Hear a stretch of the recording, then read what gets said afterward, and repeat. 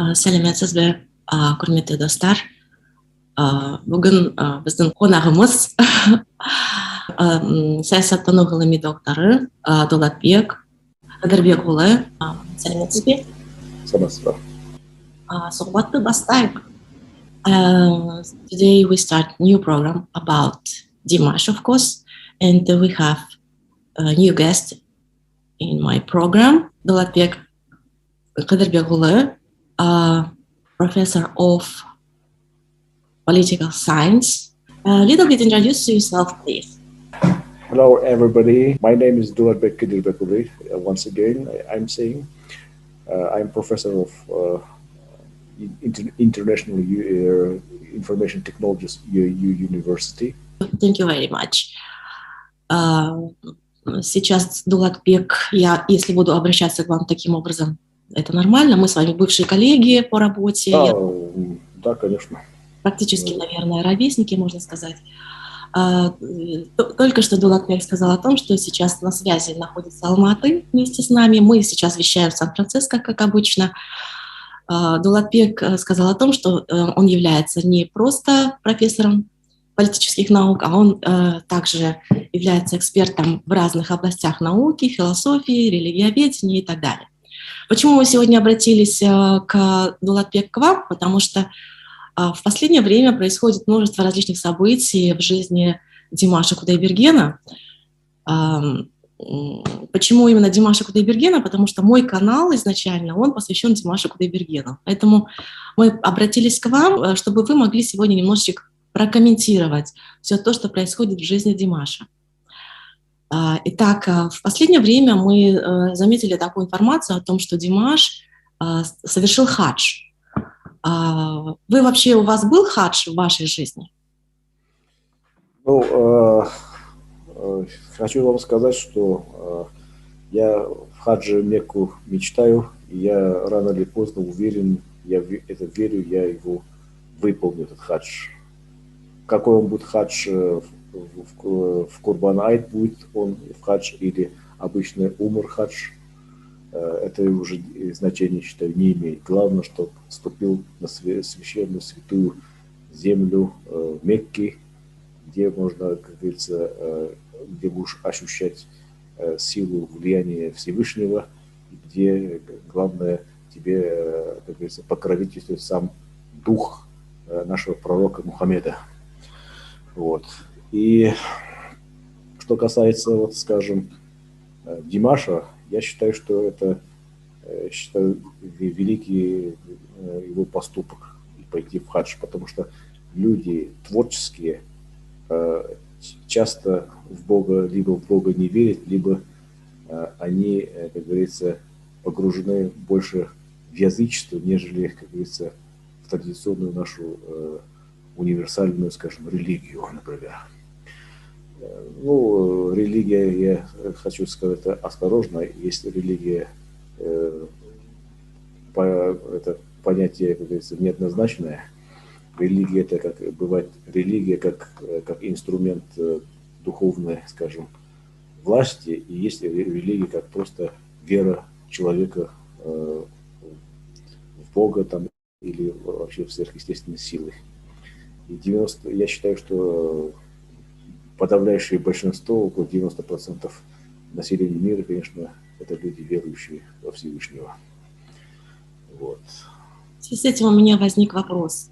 А почему вы хотите посетить хадж? Вы глубоко верующий человек? Ну, я не скажу, что я, скажем, фанатично, как говорится, все 5 столпов ислама соблюдаю. Я, конечно, я считаю, что я, главное, стараюсь быть чистой душой. Я стараюсь, как говорится, ну, мы все люди, так или иначе, грешные, мы все, как говорится, совершаем ошибки, мы все, как говорится, имеем недостатки, но, тем не менее, Господь Всевышний нам эти недостатки прощает, если мы, как говорится, об этом его попросим.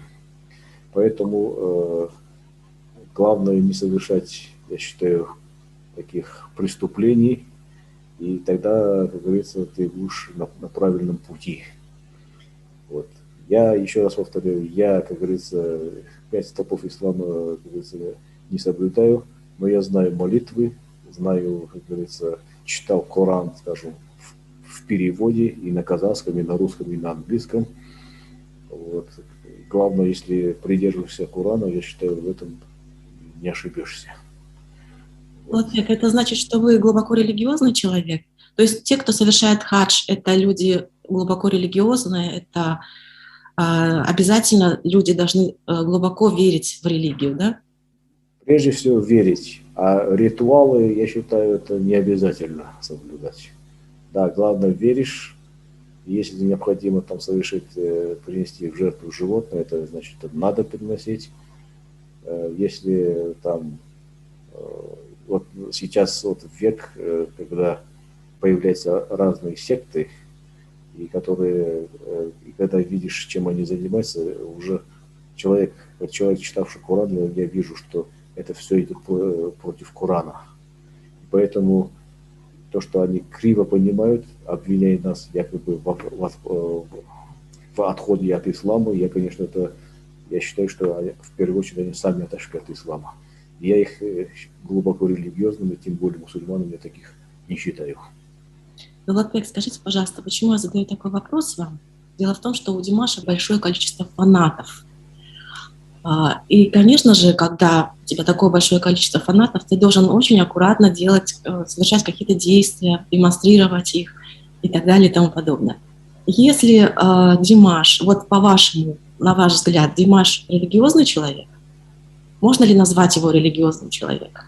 Я считаю, что таким глубоко религиозным его назвать нельзя. Я не думаю, что он совершает все там необходимые ритуалы, например, тот же, скажем, пятикратный намаз. Но я уверен только в одном, 100% уверен, что у него чистое сердце, что он, как говорится, у него все помыслы чистые, и он перед Богом, перед Аллахом Всевышним он чист. Именно это и, как говорится, и дает ему большое право совершить хадж. То есть вы не ответили мне на мой вопрос, пожалуйста. Как вы считаете, Димаш религиозный человек или нет? Почему я задаю этот вопрос? Потому что буквально на днях я выставила видео, где говорила о том, я говорила на английском языке, что Димаш не религиозный человек, что он абсолютно не имеет отношения к религии. Он просто верит в ислам, но он не делает все те ритуалы, все те религиозные обряды, которые необходимы для того, чтобы показать, что он религиозный человек, глубоко религиозный человек. На ваш взгляд, так все-таки он... Я вот в начале разговора сказал, что религию надо понимать не в каком-то одном значении. Это имеет, как говорится, два значения. Первое, религиозность, это как понятие, как близкое к фанатизму, то исполнению всех ритуалов. И второе, религиозность, это вера человека глубоко в душе, в сердце. Вот он относится, вот если говорить религиозно, он относится религиозно во втором значении. Вот. И вот поэтому люди сейчас, говоря слово религиозное, естественно, они сами запутываются. И мы начинаем друг друга не понимать в этом деле. И много вот в социальных сетях я часто вижу, они пишут, религия – это опиум народа, религия создана для того, чтобы управлять народом. Да, это можно сказать, это они понимают в первом значении. Но когда касается веры, скажем, в глубине души человека, они, к сожалению, этого, как говорится, это они, как говорится, я бы сказал, пренебрегают этим вторым значением. Вы знаете, почему я еще раз скажу, обратилась к вам, потому что нам сейчас вот в этот момент очень важно понять для себя, выяснить. Комментариев очень мало по поводу того, в тех снимках, которые мы видим, по поводу того, как Димаш, значит, был на хадже, и есть фотографии этого.